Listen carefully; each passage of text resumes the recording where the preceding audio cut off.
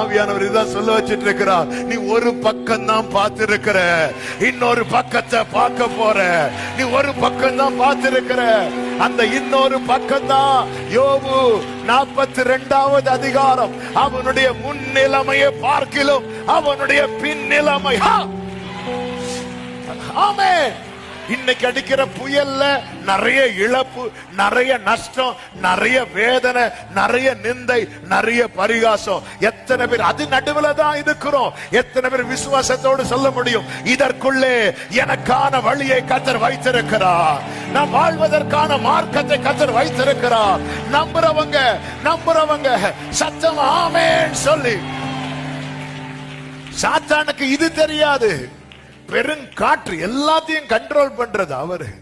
அவன் நினைச்சிட்டான் நம்ம இந்த காற்று வனாந்திரத்தில் பெருங்காற்று. Oh thank you holy spirit. அது ஒரு பக்கம் தான், இது நடுவில் தான். இன்னொரு பக்கம் யோபுவின் வாழ்க்கையில வரணும். அதுவரை இவனை கொண்டு வருவதற்கு தான் யோபுவே சொல்றார், எனக்கு ஜீவனை தந்ததும் அல்லாமல் தயவையும் பாராட்டினேன், உம்முடைய பராமரிப்பு என் ஆவியை அப்படி பொத்தி பொத்தி பொத்தி பொத்தி கொண்டு வந்தது. ஒரு பக்கத்தை பார்த்தாச்சு, மறு பக்கத்தை பார்க்க போறோம்.